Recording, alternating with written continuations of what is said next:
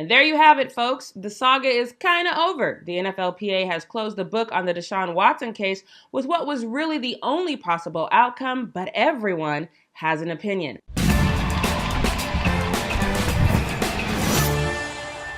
What's up, everybody, and welcome back to The Fumble. I'm your host, Jackie Ray, or Jackie Ray TV if you want to follow me on Instagram, YouTube, or Twitter. But before you do that, please make sure you hit that subscribe button and that notification bell. Now, I'm not one to gloat, but I kind of told you so. There was only one possible outcome in the DeShaun Watson case after the courts determined there were no legal or criminal action they could take against him. Sue Robinson finally issued her ruling in a 15-page report. There are people who disagree, but she really did the best she could with what she was presented. I was excited to read the report because maybe it would answer the question that has been ingrained in my mind.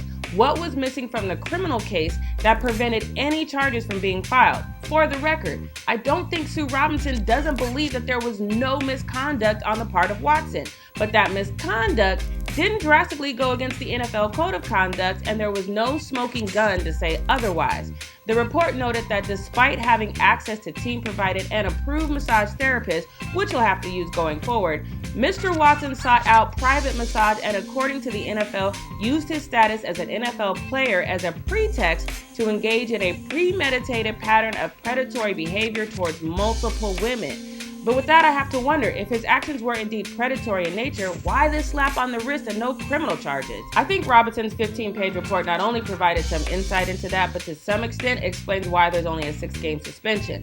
Once you get to page 5, she notes that Mr. Watson would follow up his Instagram contact with texts or calls before each session to make sure that the therapists were comfortable massaging certain areas of his body, particularly his lower back, glutes, abs, groin area, his focus points.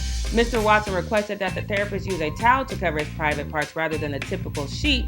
Mr. Watson often provided his own towels, which have been variously described as medium to small towels or Gatorade towels. Basically, he was pretty honest about how he wanted things to go before they agreed to services, which is probably what made this an uphill battle for his accusers.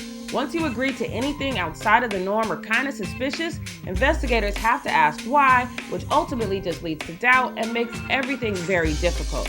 She also said that the NFL had to prove 3 things: that Watson intended to cause contact with his penis, he did so for sexual purposes, and finally, that he knew that such contact was unwanted. Robinson noted that Watson contacting therapists via Instagram and wanting specific areas targeted did not constitute wrongdoing.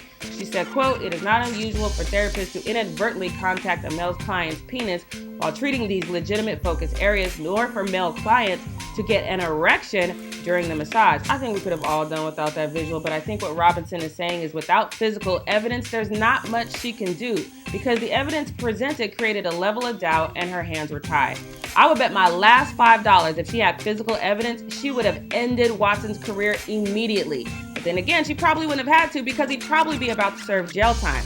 For the NFLPA, this matter is now closed. In a statement on Sunday, the union made it clear it will stand by Robinson's decision and urged the NFL to do the same. The league, in a statement on Monday, said it was determining its next steps. Meanwhile, Browns fans are excited to see DeShaun Watson in training camp on Monday. They greeted him with cheers, and Watson seems pretty happy as well. Still, others think Sue Robinson should have simply believed the 12 women interviewed by NFL investigators.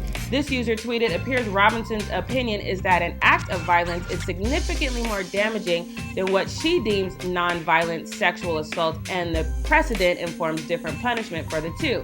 It's clear a change should be made to the CBA, recognizing severity of sexual assault." I can absolutely agree with that. I'm just not sure how that would impact the lack of physical evidence. But what do you think Roger Goodell is going to do? Is he going to agree with Robinson, or is he going to suspend Watson indefinitely? Let me know your thoughts in the comments below, and thanks for watching The Fumble.